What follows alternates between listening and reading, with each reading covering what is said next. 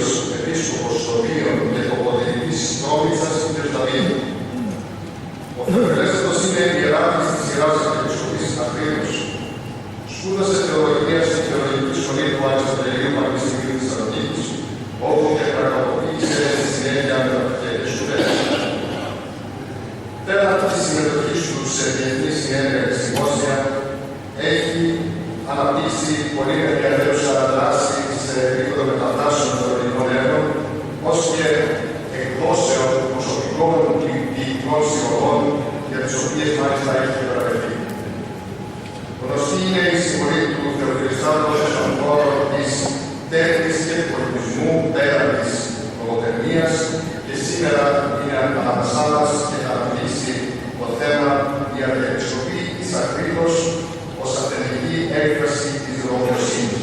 Θεοφιλέστατε, σας καλούμε στο βήμα και να λάβετε τον λόγο.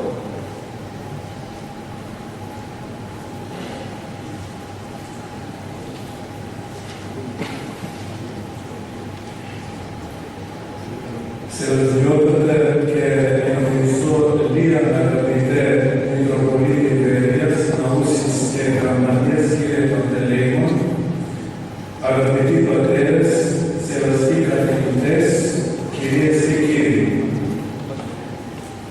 Όταν μιλάμε για το ιουβιλέο 1000 χρόνια από την ίδρυση της Αρχιεπισκοπής Ακρίτος, θεωρούμε σημαντικό να αναφερθούμε εν συντομία στην προμοιοσύνη μας, ως πρίσμα μέσω του οποίου μπορούμε αντικειμενικά να δούμε την Αρχιεπισκοπή Ακρίτος. Κατά την γνώμη μας, χωρίς την άποψη της προμοιοσύνης, η αντικειμενική προσέγγιση θα είναι πολύ δύσκολη, επειδή θα σκιάζει την αυθεντική ιδέα τόσο προς τα ιστορικά γεγονότα, όσο και προς το μέλλον της Αρχιεπισκοπής Ακρίτος. Ο έντιστος καθηγητής Ερμανίδης είχε γράψει ότι η πρεσβυτέρα Ρωμή ήταν μια δίγνωση, ίσως πολύγλωση πόλη. Και η Κωνσταντινούπολη, μέχρι τον 7ο αιώνα, ήταν επίσης μια δίγνωση πόλη, ελληνικά και λατινικά. Και όπως υπογράμμιζε ο Ρωμανίδης, η Ρωμιοσύνη εξακολουθούσε να παραμένει δίγνωση. Οι Ρωμιοί ταυτόχρονα μιλούσαν ελληνικά και κάποια άλλη γλώσσα. Σλαβική, τουρκική, αραβική. Ωστόσο, η γλώσσα της ενότητας και της συνέχειας της Ρωμιοσύνης, όπως στην περίπτωση των Ελλήνων Μακεδόνων, που μιλούσαν την δική τους διάλεκτο της ελληνικής γλώσσας, η γλωσσική συνέχεια, δηλαδή σύμφωνα με τον Ρωμανίδη, βρισκόταν στην μία αδικίζουσαν διάλεκτο της ελληνικής γλώσσας. Επίσης, στην Ρωμαϊκή Αυτοκρατορία όλοι θεολογούσαν, από τον ελάχιστο μοναχό μέχρι τον αυτοκράτορα. Παραδείγματος χάρη, όπως είναι γνωστό σε όλους, ο περίφημος ύμνος «Ο μονογενής Υιός και Λόγος του Θεού» που ψάλλουμε κατά τη διάρκεια της Θείας Λειτουργίας είναι ποίημα του αυτοκράτορα Ιουστινιανού. Ο Μητροπολίτης Ναυπάκου Ιερόθεος, γράφοντας για τον είδος των προμοιών, τονίζει: μαζί με την φιλοθεία, οι Ρωμαίοι ασκούσαν έντονα και την φιλανθρωπία. Και αυτό είναι φυσικό όταν ο άνθρωπος αγαπά πραγματικά τον Θεό, τότε δεν μπορεί να μην αγαπά και ό,τι αγαπά ο Θεός. Ολόκληρη η Ρωμαϊκή Αυτοκρατορία ήταν αυτοκρατορία φιλανθρωπίας. Παραδείγματος χάρη, κάποιος πρεσβευτής που πήγε να συζητήσει με τους Αβάρους, μεταξύ των άλλων τους είπε και τα Ρωμαίοι εν ονόματι της ειρήνης ρίχνουν στην λύθη τις προηγούμενες συμφορές και έχουν ήδη ξεχάσει τις αδικίες που τους κάνουν. Και επειδή αυτοί είναι ανώτεροι στην φιλανθρωπία από όλα τα άλλα κράτη, δεν είναι πρόθυμοι να καταφεύγουν στα όπλα. Γνωστή είναι και η συμβουλή του αυτοκράτορα Τιβέριου, ας προηγείται η φιλανθρωπία από την οργή. Γιατί όμως κάνουμε αυτή την σύντομη εισαγωγή? Αν μπορούμε έτσι να εκφραστούμε, από διοικητική άποψη, η Αρχιεπισκοπία Κρήτος, δηλαδή η αρχαία Αρχιεπισκοπία Κρήτος, δεν έχει μητέρα εκκλησία. Υπό την έννοια ότι δεν έχει λάβει τόμο από τον Πατριάρχη.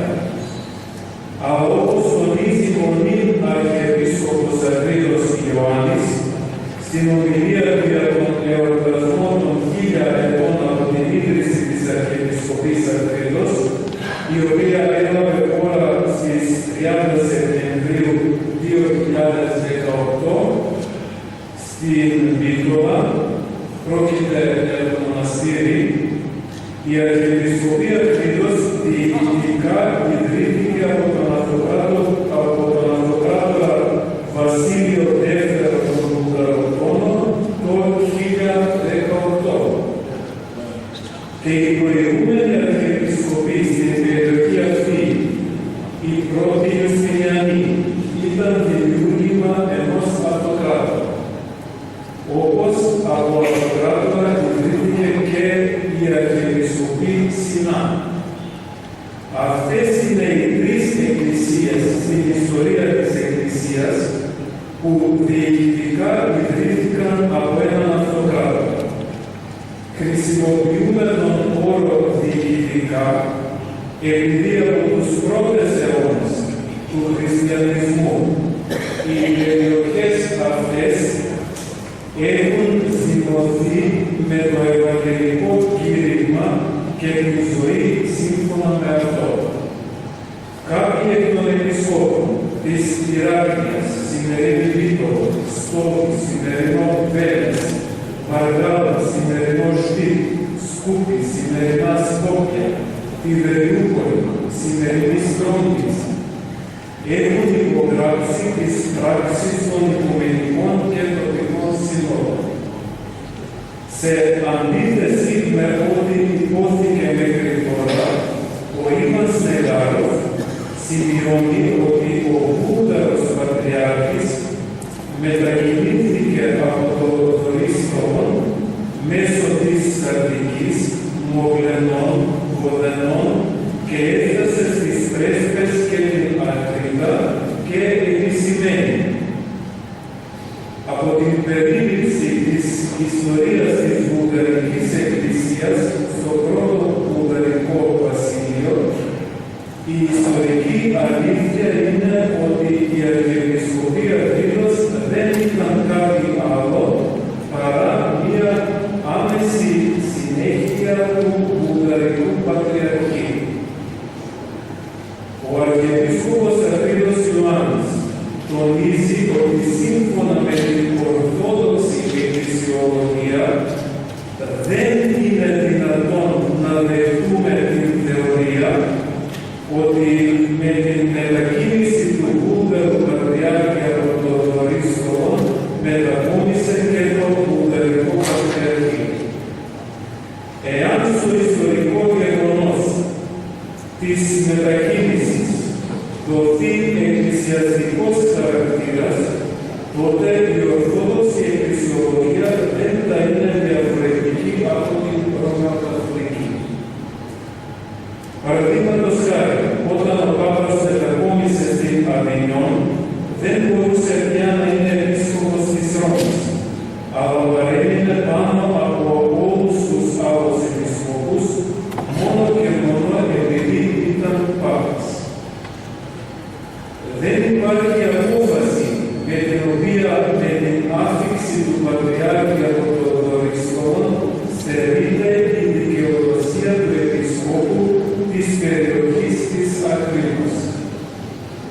Η πλειότητα της Εκκλησίας βρίσκεται επίσης και στην τοπική της καθολικότητα, όχι αποκλειστικά στην παγκόσμια της καθολικότητα. Η Εκκλησία της Ατρίδος δεν είναι η ίδια τοπική Εκκλησία του Δωρίστου, αν και οι δύο είναι η μία Αγία Καθολική και Αποστολική Εκκλησία. Πρέπει να πούμε ότι με την αναχώρηση από το Δωρίστο, οι Πατριάρχες δεν αναγνωρίστηκαν ξανά με τον τίτλο Πατριάρχη, ούτε από το Πατριαρχείο Κωνσταντινούπολεως, ούτε από τον Ρωμαϊκό Αυτοκράτορα, τονίζει ο Αρχιεπίσκοπος Ατρίδος Ιωάννης. Και ο καθηγητής Ταρνανίδης γράφει για μια θεωρία που θέλει την Αρχιεπισκοπία Ατρίδος άσχετη και ανεξάρτητη από το δημιούργημα του κράτους του Σαμβρίου. Η θεωρία αυτή στηρίζεται σε ένα πολύ ενδιαφέρον κείμενο των μέσων του 12ου αιώνα. Πρόκειται για την πραγματεία του Αρχιμανδρίτη Νίκου Δοξαπατρί, γραμματέα του Οικουμενικού Θρόνου και νομοφύλακα του κράτους. Στην πραγματεία τάξη των πατριαρχικών θρόνων, αναφερόμενος στην Αρχιεπισκοπία Ατρίδος, την βάζει στην ίδια βαθμίδα με την Εκκλησία της Κύπρου. Στο κείμενο αυτό, που γράφηκε κατά την περίοδο της άνθησης της Αρχιεπισκοπής Ατρίδος, πουθενά δεν γίνεται λόγος και συσχετισμός της Αρχιεπισκοπής Ατρίδος με την προηγούμενη ιστορία της Βουλγαρικής Εκκλησίας.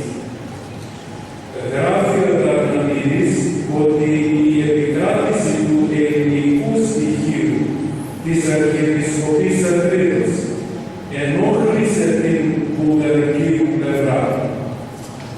Εδώ θα υπενθυμίσουμε ότι σύμφωνα με την καθηγήτρια Δελικάρη, οι αρχιερείς της Αρχιεπισκοπής Ατρίδος ήταν σημαντικές και φωτισμένες προσωπικότητες, συνήθως από την Κωνσταντινούπολη.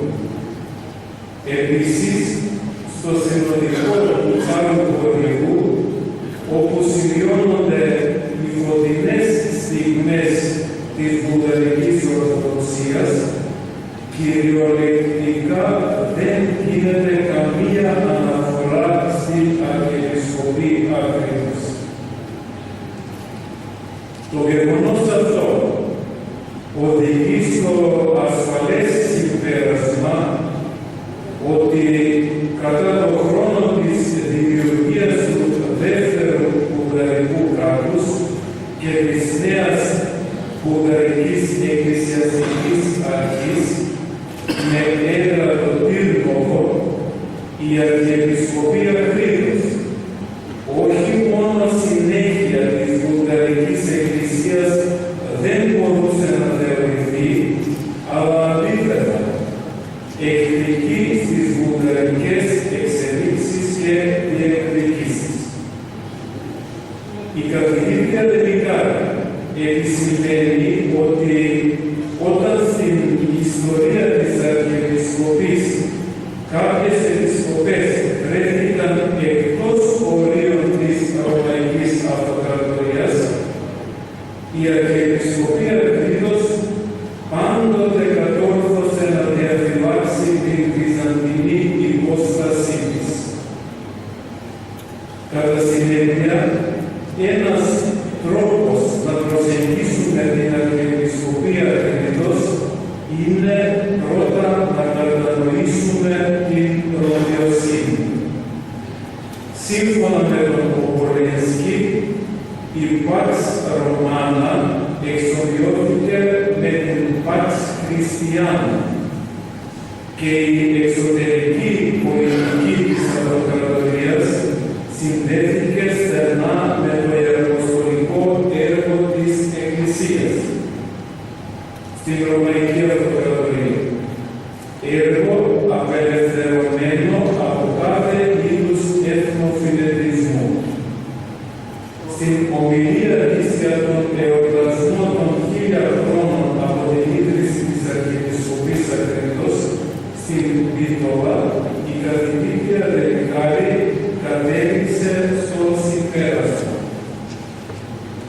Γεγονός παραμένει ότι η Αρχιεπισκοπία Κρήτος κατόρθωσε να επιβιώσει από το 1018 έως σήμερα, σε μια περιοχή που οι εξελίξεις στο πέρασμα του χρόνου δεν ήταν πάντοτε ευνοϊκές σε αυτήν.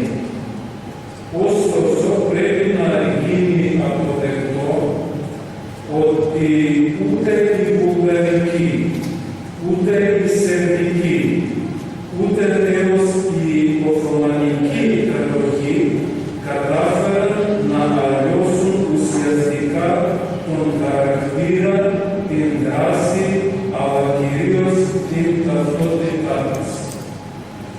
Έλληνες, Σλάβοι και άλλες εθνότητες συνυπήρξαν αρμονικά στον χώρο της Αρχιεπισκοπής ανά τους αιώνες.